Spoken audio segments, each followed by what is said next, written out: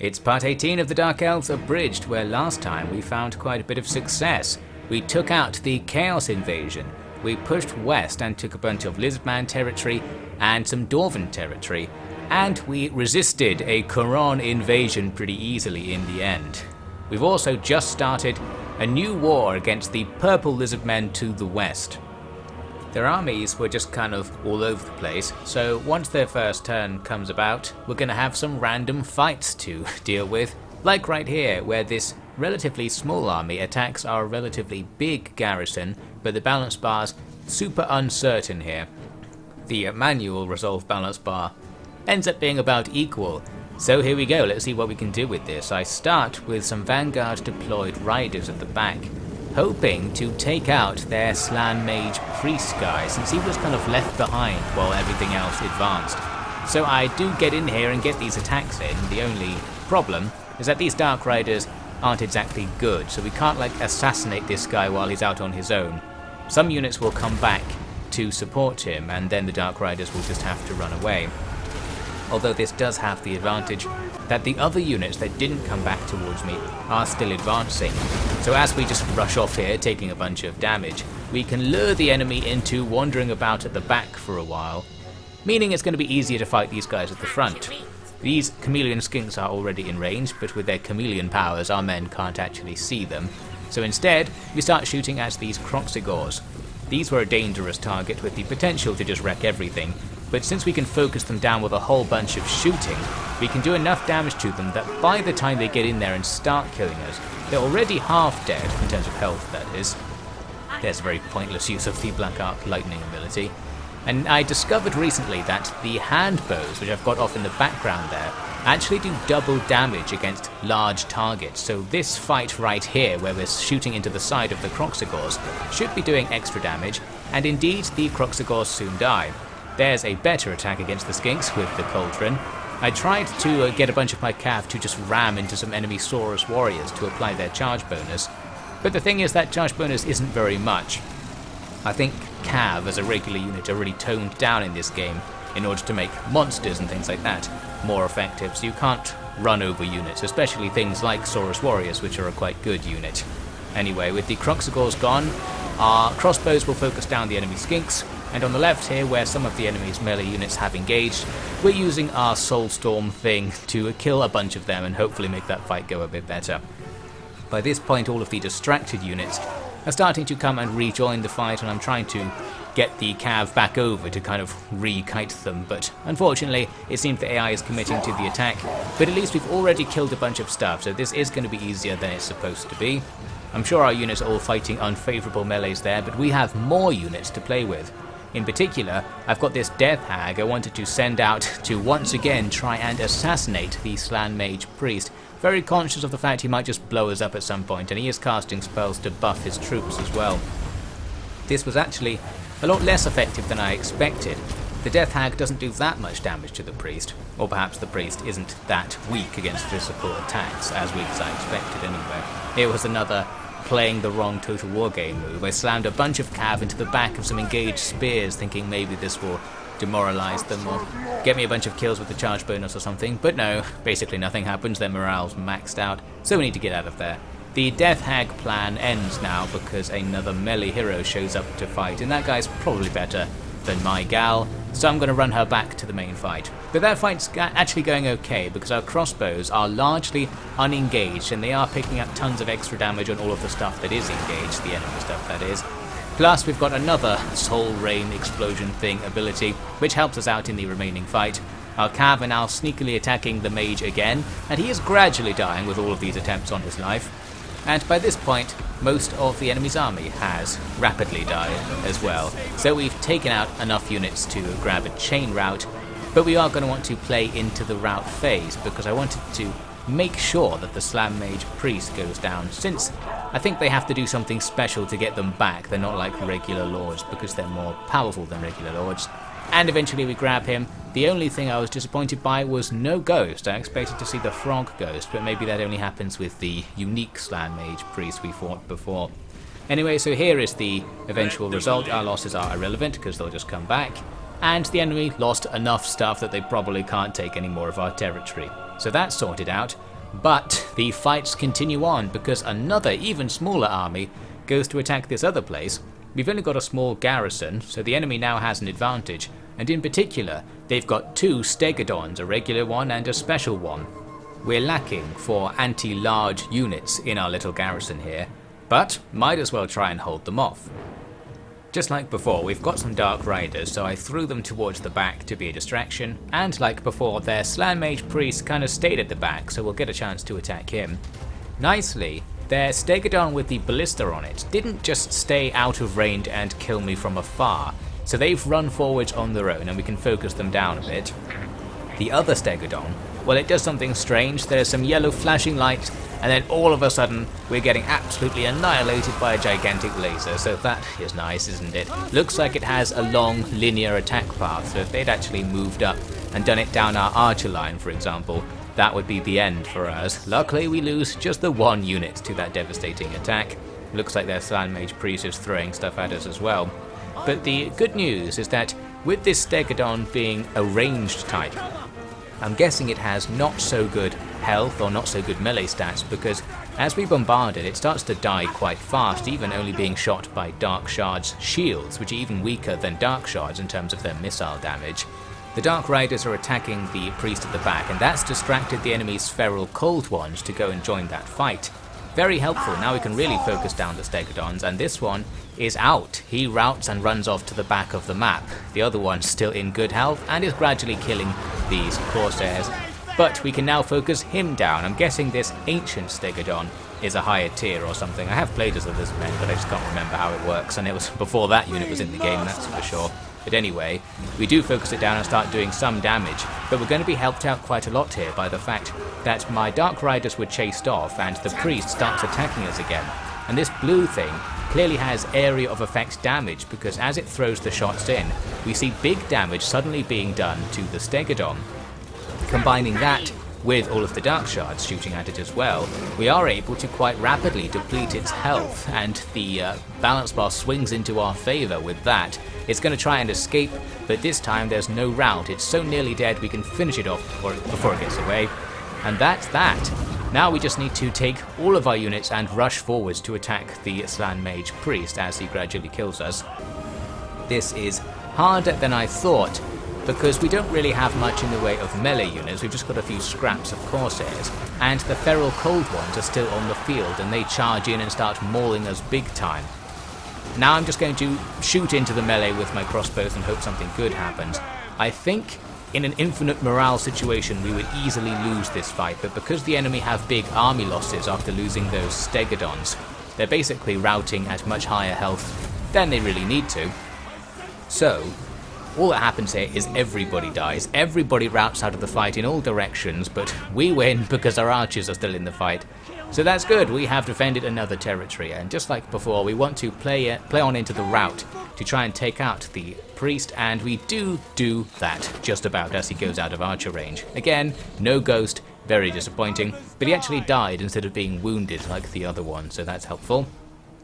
Loss is irrelevant, of course, since it is a garrison, and the enemy have lost something. Those remaining things probably won't be too much of a nuisance, so that's good news. Now the question is, do they have more stuff somewhere to throw at us?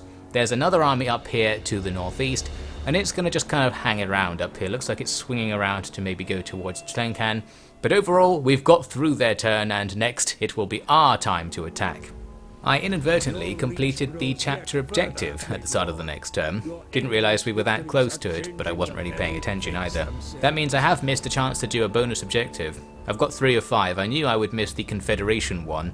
There was another one that I guess I missed, but I can't see what it is in this situation, so who knows what it was. Maybe I didn't get enough captives or something.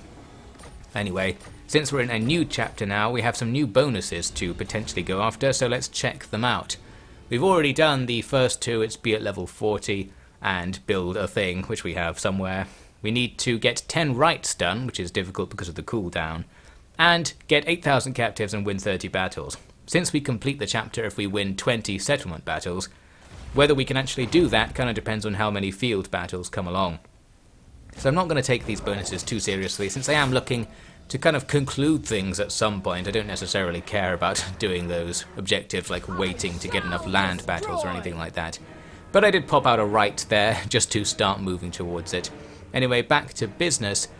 Our two armies near the Lizardman capital can go for it, and this was a situation where I was like, I'm pretty sure this would be so easy that I can't be bothered to do it. So we're just going to go for the old save and auto-resolve at this point. Not going to waste my own time or yours by going through these really easy battles. And there we go, the game is generous enough to not delete my units or anything like that, so we grab the settlement. With this, there's now just one more down in the very corner of the map, and we'll have a nice bit of territory secured.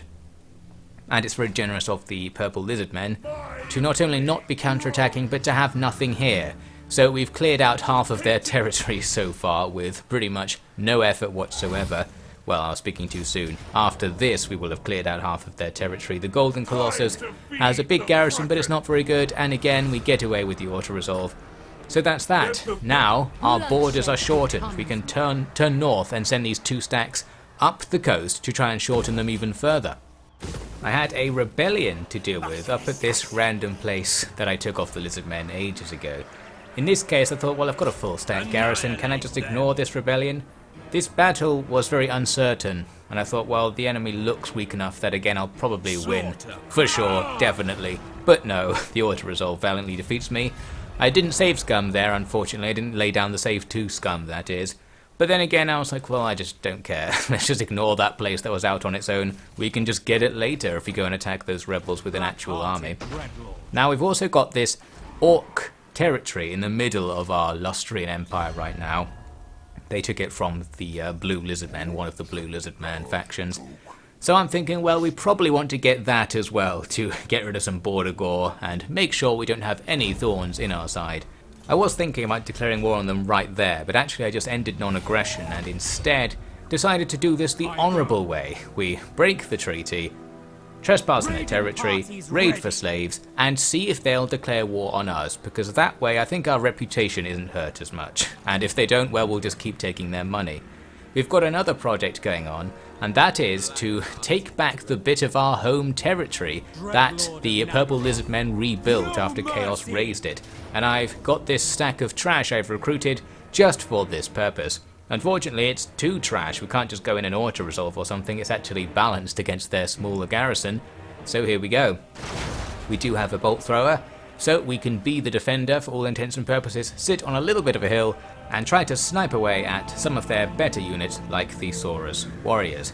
Aside from that, well, we just need to sit back and do the usual SNS strategy, sacrifice and shard. Not as good as sacrifice and shade, but it's still going to do a similar job. Their cav run in here, fighting my spears kindly enough, and you can see they're totally exposed all around our blocky formation to getting hit.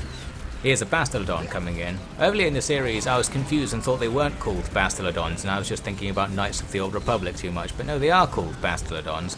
And here my archers are doing a good job of damaging it. It's very useful that it's actually just ahead of the other units, so our men start shooting at it on fire at will, meaning they're focusing down something that's good to focus down without me having to actually give the attack orders, and that's what's most important. Although here, it looks like they're shooting at it even after the enemy advanced in front. Maybe I did give the attack order, I forget, but that doesn't seem like the sort of thing I would do. Anyway, it routs before it goes into our line, so that's the main point. We've got rid of that potentially dangerous target. And now we just kind of wait until everything else gets shot to death and that balance bar gradually creeps into our favour. Don't have to do much, and really the sacrifices don't matter either, because we can just disband this army after we're done here. We don't need it after this. Here's a good cauldron attack against this collection of skinks. It's powerful enough to kill models, so that's going to push them off the field real fast. And also supporting this melee on the flank with some more Black Arc magic. Basically, we win the battle from here, I'm sure you understand, and overall, this was a nice turn of events to have the Purple Lizard Men be in our home territory, because they rebuilt this territory for me. They rebuilt the region, sorry. Otherwise, I would be here trying to build up something that was raised previously, spending my own money. Did it cost more to raise this army to go and retake this place? Probably, but it's nice to look at the bright side of life. Now we want to start getting rid of some of this army because it's just costing us money. I didn't get rid of much though. I think I got rid of a few more units over the next few turns, and we are going to use them again for a few little things. But in the next turn, I noticed that this is finally happening again. An elf stack is coming down. They've been leaving us alone for several turns.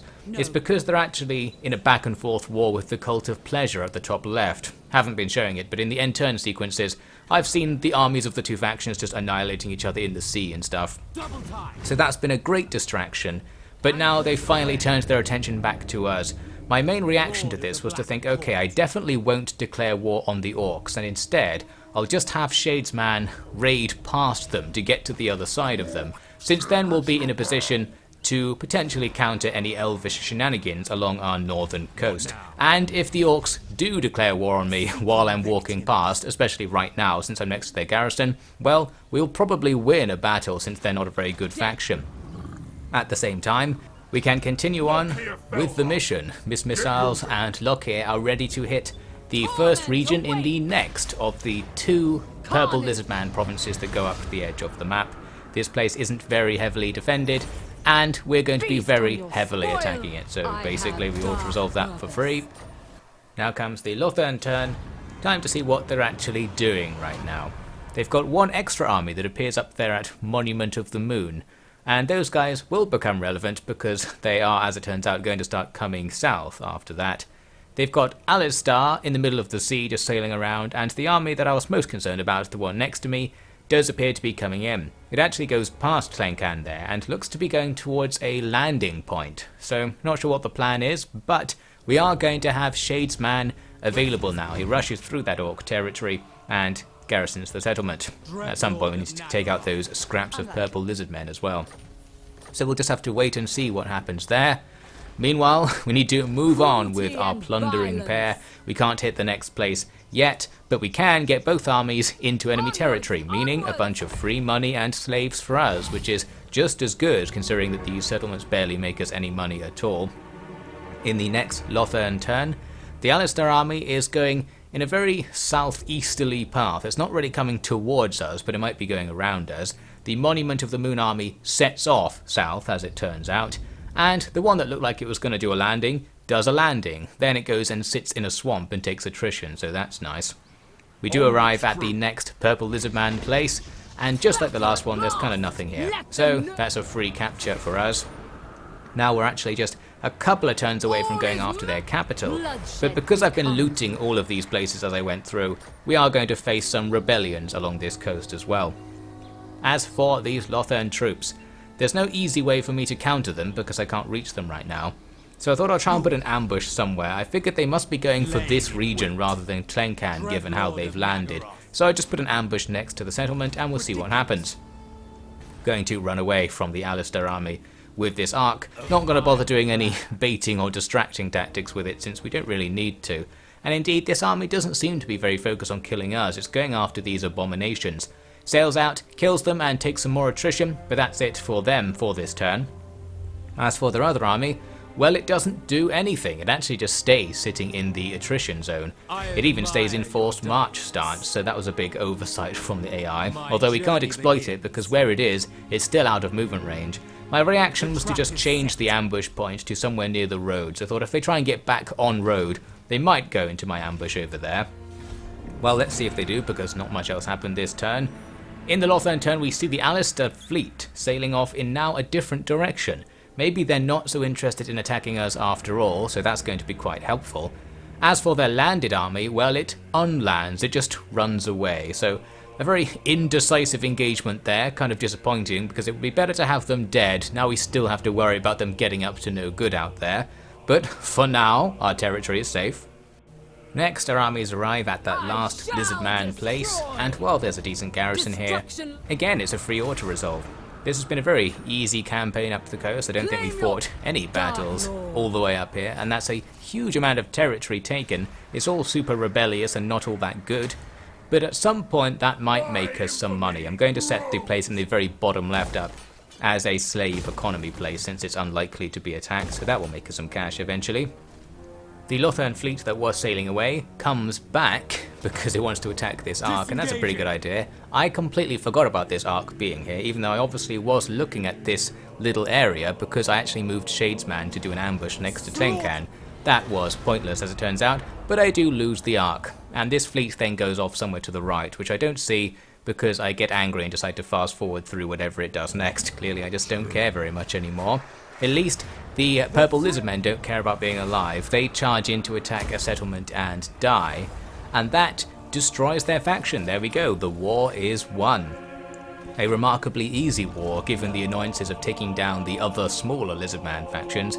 So yes, there's that fleet. It's kind of sailing off to the right somewhere.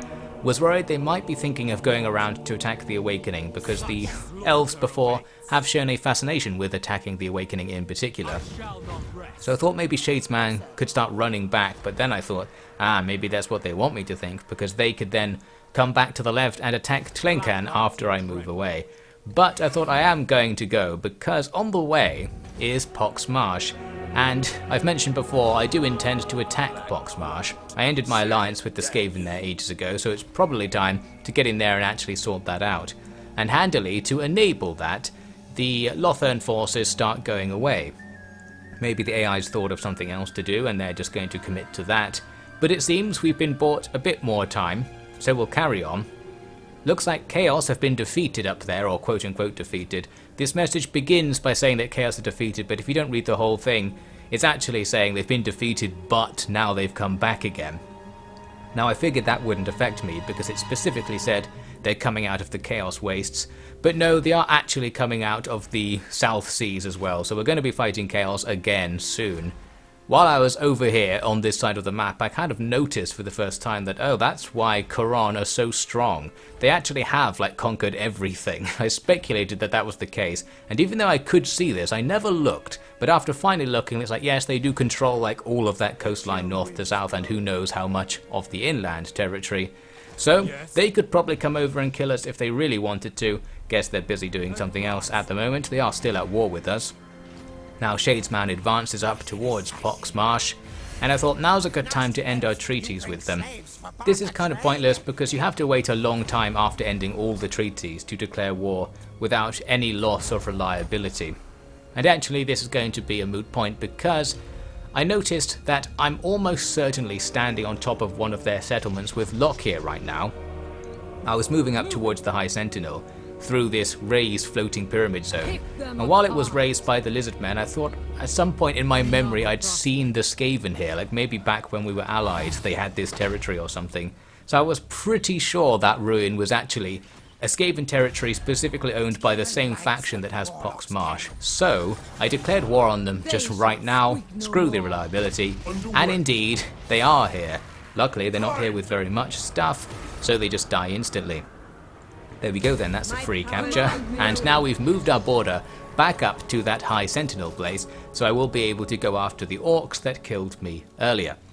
I'm going to send Miss Missiles actually back to the west in order to deal with the rebellious nature of all the places we just took. Annoyingly, sending her back actually stops the rebellion from happening, and I was just like, no, I want this rebellion to happen, let's get it over with, so I'll just raid my own territory to force them to rebel.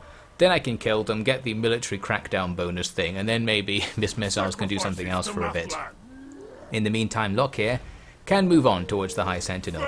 There's not that much stuff here, and the balance bar looks pretty good, but I was more interested in what that move revealed. There is a decent elf army nearby, almost certainly within one turn's move range of the High Sentinel, so there's potential here that as we move in we'll have to fight them as well to contest the territory. I decided in the end to just auto-resolve this place. I did do a save and auto-resolve, and I did lose a whole bunch of stuff actually. I'm sure we could get that win for free using ranged tactics, but I didn't care enough, and I got 50% replenishment off the loot. Doesn't seem to have totally replenished everything, but we're still pretty healthy, so I'm going to sit here now and just face off against the elves, and if they don't attack me, well, we'll go and attack them and try and push them off the continent. And to conclude this part, we might as well not have the anti-climax of taking Pox Marsh next time. Let's take it right now. As it turns out, they have like nothing here at all. So our once great territory of Pox Marsh is now finally back in our hands. And with that, all of this southern Lustria part, except the bit that's orcs, is conquered, and our border is much simpler. Getting rid of the orcs will make it even more simple. but we have suddenly swept to success. We are back in the game as a major faction. Would have been nice to be here like 6 parts ago or 8 parts ago, and I probably would have been if I hadn't been so thrill-seeking earlier in the campaign. But we're here now. Are we here to stay? Well, we're going to have to find out. I am planning to end the campaign soon, because while we're not like the #1 faction, it's getting to the point when we're just winning literally all of our battles and the enemy aren't threatening us anymore, which is usually when I end a campaign, but we'll see. I haven't decided what the conditions are. This is just an early warning. I'll see you next time for whatever happens, and that will include, by the way, the Chaos Invasion happening again, as I previously hinted.